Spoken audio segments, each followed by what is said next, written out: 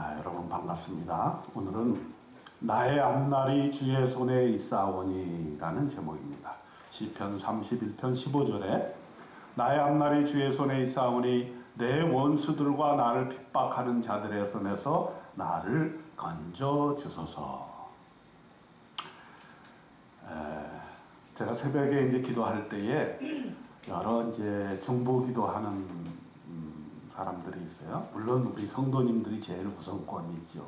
항상 성도님들 한 사람 한 사람을 위해서 제가 기도를 하고 또 그의 자녀들을 위해서 기도한 다음에 또 제가 기도 제목을 받은 기도해 달라고 요청받은 분들, 특별히 암 때문에 고통을 당하고 있는 분들, 암을 수술하고 또 이렇게 전이 되지 않도록 이렇게 애쓰고 있는 분들이 많이 있습니다. 요즘 왜 이렇게 암이 많은지 모르겠어요. 그래서 암을 놓고 또 환자들을 위해서 기도를 하고요. 그 다음에 이제 전도 대상자들을 위해서 기도합니다. 이분들이 예수 믿었으면 좋겠다. 그런 분들을 위해서 제가 기도를 하고 또 청년 중에서 특별히 기도 제목으로 있는 분들을 위해서 기도를 합니다. 그런데 한 분이 카톡으로 기도 제목을 보내오셨어요. 지금 이제 그 연세대학교에서 근무를 하고 있는데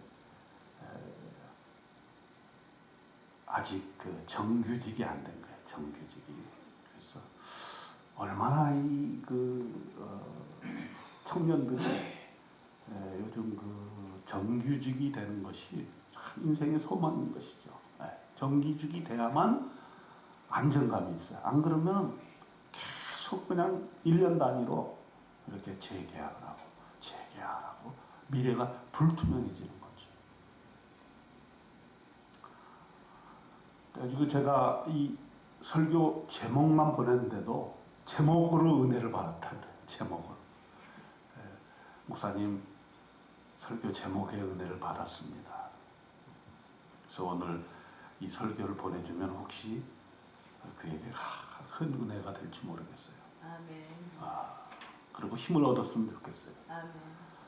우리가 나의 앞날에 대한 걱정, 특히 청년들은 내가 앞으로 뭘 해먹고 살아야 되느냐, 어떤 직장에 들어가야 되겠느냐, 어떤 사람과 결혼을 해야 되겠느냐, 어떤 가정을 이루어야 되겠느냐, 이런 앞날에 대한 근심, 걱정이 많아요. 또 중년이 되면은 내 자녀들을 어떤 사람하고 결혼을 시켜야 되는가, 또 우리 손주들은 어떻게 키워야 되는가, 이런 생각들을 하고 이제 노년이 되게 되면 노후 걱정을 하죠. 나의 앞날은 도대체 어떻게 되는 건가? 그동안에는 그래도 부모들을 잘 모시는 게 우리나라의 그러한 문화였는데 이제는 어떤 부모도 자식들한테 자기의 노후를 맡기겠다는 부모들이 없잖아요. 네? 그럼 결국은 혼자 되는 거야. 근데 여러분 혼자 되면요 조금 비참해요. 그래서 여러분 믿음 안에서 정신 바짝 차려야 됩니다. 우리 동네에도 독거 어르신들이 많잖아요. 그래서 우리 한부모에서 그분들 찾아가면서 이렇게 하잖아요. 벌써 그분들 중에 돌아가신 분이 있고요, 치매가 오신 분이 있고요, 자식들이 있어도 한 번 찾아오지 않는 분들이 많아요. 그래서 자식들이 과연 내 노후 함께 사는 것은 꿈에도 생각하지 못하지만 그래도 내가 아팠을 때 나를 건사해 줄 수 있겠는가, 내가 치매에 걸렸을 때 나를 좋은 요양원에 보내고 한 번씩 들여다 볼 수 있는 자녀가 될 수 있겠는가. 여러분 자신하세요? 그래서 노후 걱정이 있는 거예요.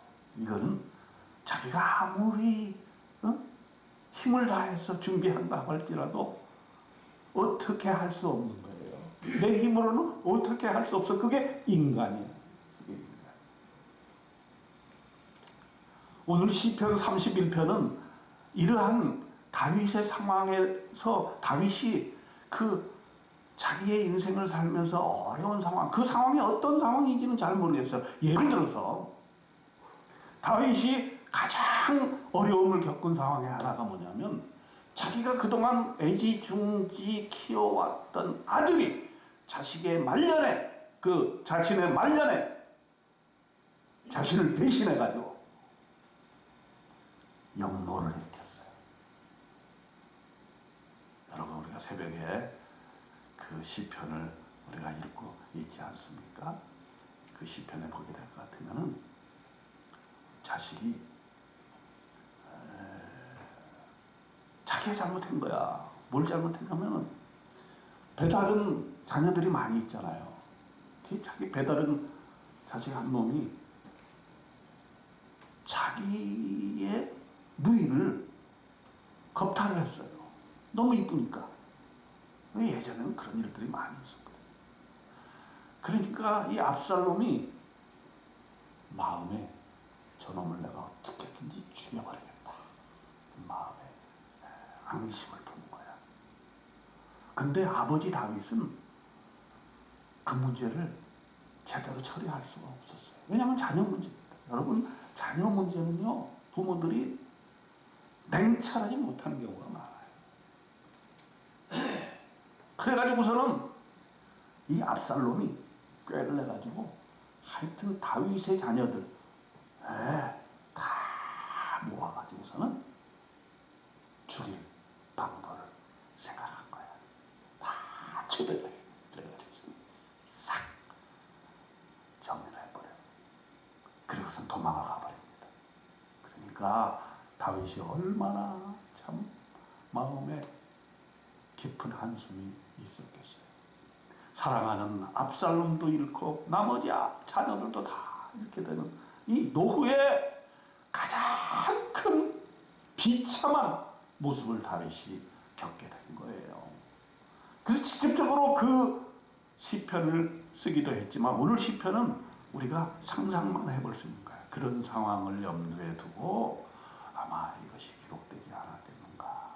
또 뭐 그것이 아니더라도 수많은 적들이 자기를 애워싸고 죽이려고 하는 그 순간순간에 그때마다 하나님을 향한 시편을 쓰면서 우리에게 새로운 시각을 주고 있는 것입니다.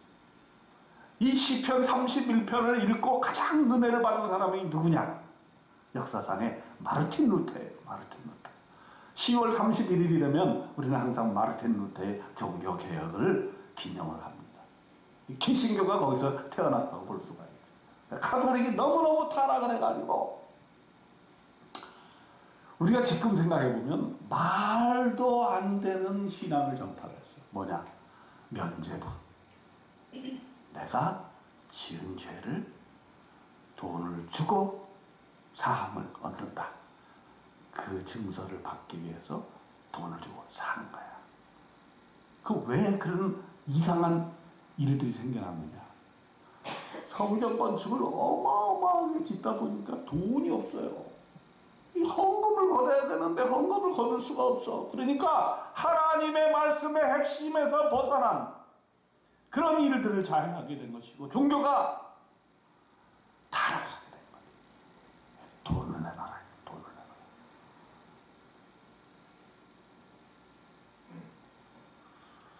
혹시 오늘날에도 그런 게 있을지 몰라요. 네. 우리 글로벌 비전 이경 회장님이 이사를 가가지고 쪽방교회 개척교회 이렇게 예배하러 갔더니 어떤 느낌을 받았냐면 껍데기를 홀라당 벗겨 먹으려고 하는 그런 느낌을 받았다는 거예요. 그런가 하면 조금 큰 교회들은 많은 것이 많잖아요. 성전도 크게 지어야 되죠. 교육관 지어야 되죠. 선교관 지어야 돼요. 사회관 지어야 되죠. 그저 웬놈의 건축을 그렇게 많이 하는지. 돈이 필요해. 돈이 오고 가게 되면 그때부터 타락하기 시작하는 거예요. 그죠? 그 우리처럼 면죄부는 없지만 요즘 비슷한 게 있어요. 뭐냐? 직분을 주고서는 너 장로 됐으니까 얼마 내라. 너 권사 됐으니까 얼마 내라. 이걸 아무렇지도 않게 자행을 하고 있는 거예요. 당연히 그런 줄 알아. 내가 장로 되면 얼마 돈 내야 된다. 권사 되면 얼마 돈 내야 된다. 여러분, 우리가 정신 바짝 차려야 됩니다. 물론 자기가 하나님의 은혜에 감사해서 자발적으로 하나님께 드리는 거 누가 뭐라고 그랬어요? 그게 아니고 무슨 공정가격처럼 최소한 우리 교회에서 장로 되려면 이 정도는 내야 된다. 이거는 굉장히 타락한 증거가 이렇게 볼 수가 있을 것입니다. 어쨌든 마르틴 루터는 그것이 잘못됐다! 이렇게 선언을 하고선 종교개혁의 기치를 들었어요. 그랬더니 1521년 1월 3일 날 교황 레오 10세가 그 사람을 파문을 해버렸어요. 신부였는데 아주 그냥 박살내버렸어요. 너는 이제 아무런 신부의 할 수가 없어. 그러면서 또한 신성 로마 제국 의회는 루터를 추방해버렸어요. 그러면서 생명의 위협을 많이 받게 되었어요.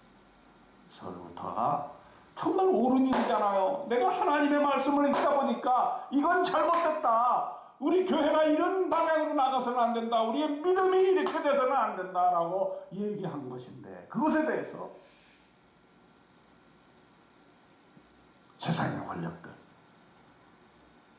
교회의 권력들이 그를 파문하고 쫓아내고 죽이려고 드는 것이죠. 그럴 때 이 시편 32편을 읽으면서 그는 힘을 얻게 된 것이죠. 나의 앞날이 주의 손에 있사오니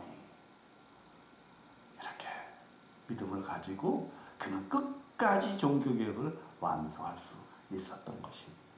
그러면서 그는 찬송가를 지었어요. 585장 내 주는 강한 성이요. 이 찬송가 우리가 종교개혁 때마다 부르는데 작사, 작곡을 마르틴 루터가 했던 것이죠. 아마 시편 31편이 큰 영향을 줬다고 생각이 듭니다. 그럼 그 시편 31편에서 다윗을 통해서 하나님께서 우리에게 주시고자 하는 메시지는 뭐냐 한번 살펴보도록 하겠습니다. 31편 4절에 보면 적들은 우리를 사로잡기 위해서 그물을 친다고 얘기하고 있습니다. 그들이 나를 위하여 비밀히 친 그물에서 빼내소서. 우리가 세상 살다 보면은 사람들이 그물을 쳐요. 그 그물이 어떤 그물인지 몰라요. 우리가 각자의 삶의 처지에서 보게 될 때 그 그물에 걸려들도록 칩니다. 우리가 하나님의 뜻을 바로 실천하지 못하도록 우리 인생이 하나님의 인생을 따라가지 못하도록 그물을 치고 세상의 프레임을 짜고 그 안에 가두려고 하는 거예요. 여러분 우리 정치하는 사람들이 프레임에 대해서 얘기를 많이 합니다. 어떤 프레임을 짜가지고 상대 당을 무너뜨리려고 하는 거죠. 그리고 그렇게 세상의 프레임으로 살지 않으면 실패한 자다. 특별히 자본주의 하에 살고 있는 우리들이 자본주의 프레임에 갇히게 됩니다. 그래서 어떻게 됩니까? 돈만 최고다. 이러한 생각이 우리를 사로잡는 거예요. 근데 우리 믿는 사람들은 그 프레임에 갇혀서는 안 되는 거죠. 돈이 다가 아니다. 우리는 하나님만으로 살 수 있어야 된다. 물론 돈을 벌지 말라는 얘기가 아니잖아요. 그러나 돈이 우상이 돼서는 안 된다는 거죠. 자본주의에서 말한 것처럼 돈을 가지고 인간을 판단하고 가난하면 무시하고 돈 때문에 사람을 배신하고 이래서는 안 된다는 것이죠. 그는 그래서 다윗은 이렇게 얘기를 합니다. 내가 나의 영을 주의 손에 부탁하나이다. 진리의 하나님 여호와여 나를 속량하셨나이다. 5절에 그렇게 말씀을 하고 있는 것입니다. 하나님께서 나의 영성을 관할해 주시지 않으면 결코 그 그물에서 빠져나올 수가 없다. 왜냐하면 모든 텔레비전 방송에서 애들은 학교에 가면 모든 것이 세상의 프레임으로 얘기를 하는 거죠.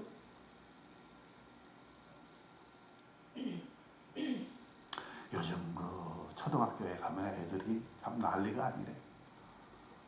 같은 아파트에 살아도 너는 몇 평짜리냐 이렇게 묻는다는 거야. 그래가지고 평수 넓은 애들은 넓은 애들끼리 놀고 평수 작은 애들은 작은 애들끼리 논다는 거예요.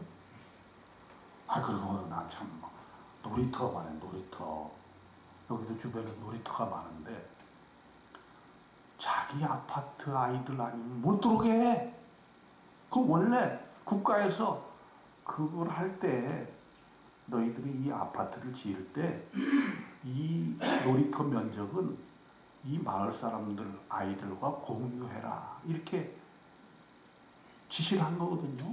그럼에도 불구하고 그들은 자기네 아이들이 그 담밖에 있는 아이들하고 같이 노는 게 싫은 거야. 못 들어오게 하는 거야. 이래서 되겠습니까? 우리 믿는 자들은 그래서는 안 돼. 우리 그 아파트에 사는 사람이라면 믿는 자라면 안 됩니다. 그렇게 프레임을 짜서는 안 됩니다. 밖에 있는 아이들도 함께 더불어 살아야 됩니다. 그래서 선진국들은 특히 유럽의 선진국들은 그걸 정책적으로 만들어요. 어떻게 하냐? 소셜 믹스라고 하는 소셜 믹스 뭐냐면 조금 부자가 될 수 있죠.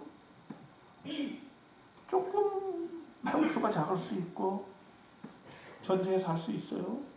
그러면 그 사람들을 함께 살 수 있도록 아파트를 만들 때 그렇게 만드는 거예요. 그걸 소셜 믹스라고 해요. 가난한 자와 부유한 자가 함께 더불어 살 수 있는 세상. 이게 올바른 세상이지. 부자들은 부자끼리 이렇게 감춰놓고 살고 가난한 자는 가난한 자들 너네들은 알아서 살아라 이렇게 사는 건 안 된다는 거죠. 우리 믿는 자들이 그런 것에 대해서 올무에 빠지면 안 돼요. 그리고 적들은 함께 나를 치려고 합니다. 경쟁 사회에 있는 우리들을 보면은 13절에 내가 무리의 비방을 들었으므로 사방이 두려움으로 감싸였나이다. 그들이 나를 치려고 함께 의논할 때에 내 생명을 빼앗기로 꾀하였나이다. 너무 사회가 경쟁 사회가 되다 보니까 마치 다윗이 전쟁한 것처럼 우리는 전쟁 가운데 살아요. 그래서 사람과 사람끼리 더불어서 행복하게 사랑하며 용서하며 사는 것이 하나님의 진리일진데 너무 극도의 경쟁 사회가 되면 상대방을 적으로 여긴단 말이에요. 무너뜨려야 할 대상으로 여긴단 말이죠. 그래서 사방이 두려움으로 감싸였다고 이렇게 다윗은 얘기하고 있는 것입니다. 주님의 십자가의 길을 묵묵히 가려고 하는 나에게 적들은 도전을 하는 거예요. 나를 치고 함께 연합해서 나를 공격합니다. 교만하고 완악한 말로 무례히 의인을 치는 거짓을 말 못하는 자가 되게 하소서 이렇게 다윗은 외치고 있습니다. 그러면서 다윗은 뭐라 그러냐면 이렇게 세상이 악하게 되었을 때 또 세상이 자신의 프레임으로 그물을 쳐서 나를 올가매려고 할 때 우리의 인생이 참으로 피폐해진다는 것이에요. 그러므로 이렇게 얘기합니다. 9절에 나는 고통 중에 있는데 여호와여 내가 고통 중에 있사오니 내게 은혜를 베푸소서. 내가 근심 때문에 눈과 영혼과 몸이 쇠하였나이다. 앞날에 대한 근심, 또 이 경쟁 사회에서 내가 어떻게 살아남아야 될까 하는 근심, 그런 근심 때문에 잠을 잘 수 없고 스트레스를 받고 사람들의 말과 태도 때문에 상처를 받게 되는 것입니다. 그래서 그것을 지친 내 영혼이라고 했어요. 근심 때문에 눈과 영혼과 몸이 쇠하게 된다. 그래서 우리가 세상에 살 때 지치게 되는 거예요. 하나님의 말씀에 서게 되지 않으면 지치게 될 수밖에 없죠. 그리고 슬픔과 탄식이 일생을 지배한다 그랬습니다. 10절에 보니까 내 일생을 슬픔으로 보내며 나의 연수를 탄식으로 보내며 내 기력이 나의 죄 때문에 약하여지며 나의 뼈가 쇠하도다. 이렇게 세상의 스트레스를 받고 또 세상의 원리에 따라 살게 되면 엄청난 스트레스가 나에게 몰려올 수밖에 없다. 왜? 그것은 하나님의 길이 아니기 때문에. 그리고 어떻게 된다 그랬습니까? 잊어버린 자가 된다 그랬어요.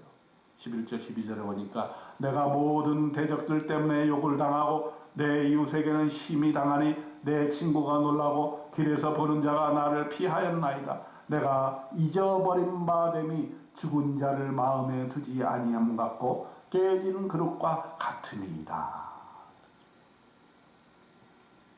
잊어버린 사람이 된다는 거예요. 여러분 이제 욥기에도 보면은 하나님이 또는 사람이 나를 잊은 것이 아니야 이런 느낌을 많이 받아요. 내가 어려움 중에 있을 때 잊혀진 사람이 되지 않을까. 그리고 그 잊혀진 사람이라는 것은 마치 죽은 자를 마음에 두지 아니함 같다. 여러분 일단 사람이 죽게 되면 그 사람을 돌아보지 않습니다.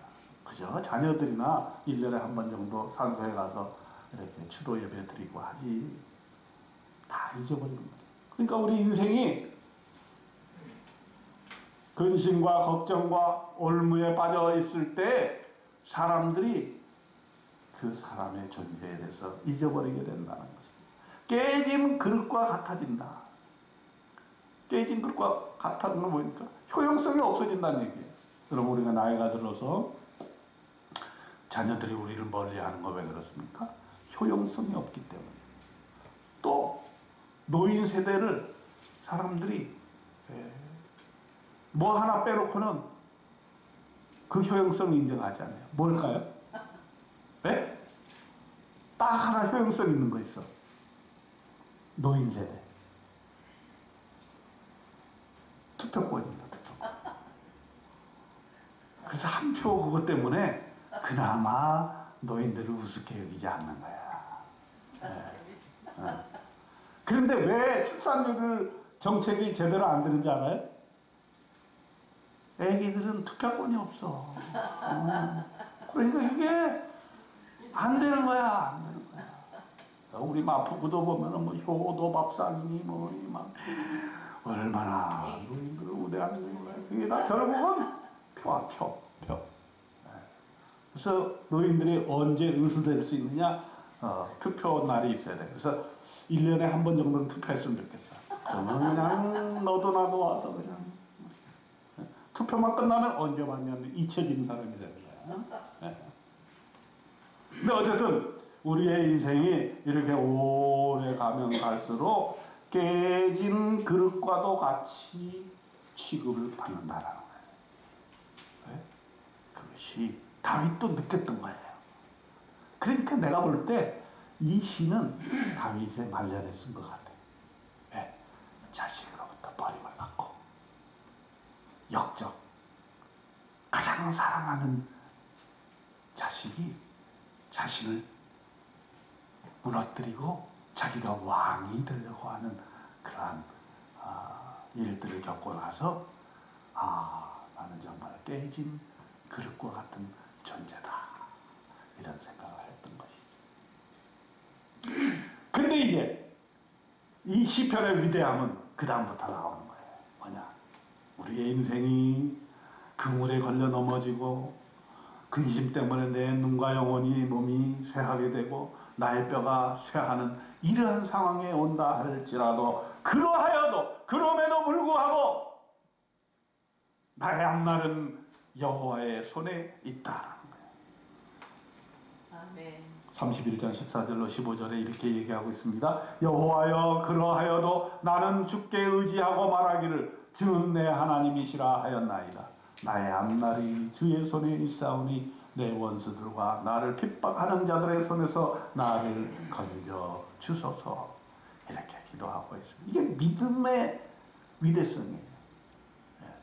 우리가 세상 살면서 여러 가지 고난과 공고와 핍박과 또 죽은 자같이 잊혀지고 또 깨진 그릇같이 유용성이 전혀 없는 그런 상황에 처해진다 할지라도 하나님께서 나의 앞날을 보장해 주신다는 믿음, 그 믿음을 갖게 되는 것이고, 시편에서 다윗이 그런 믿음을 갖게 된 것을 이렇게 31장에서 고백하고 있는 것입니다.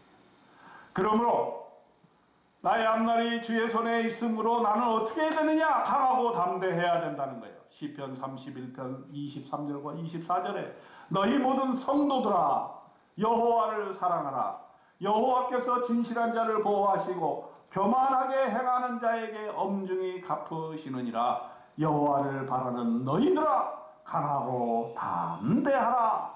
이렇게 말씀하고 있는 것입니다.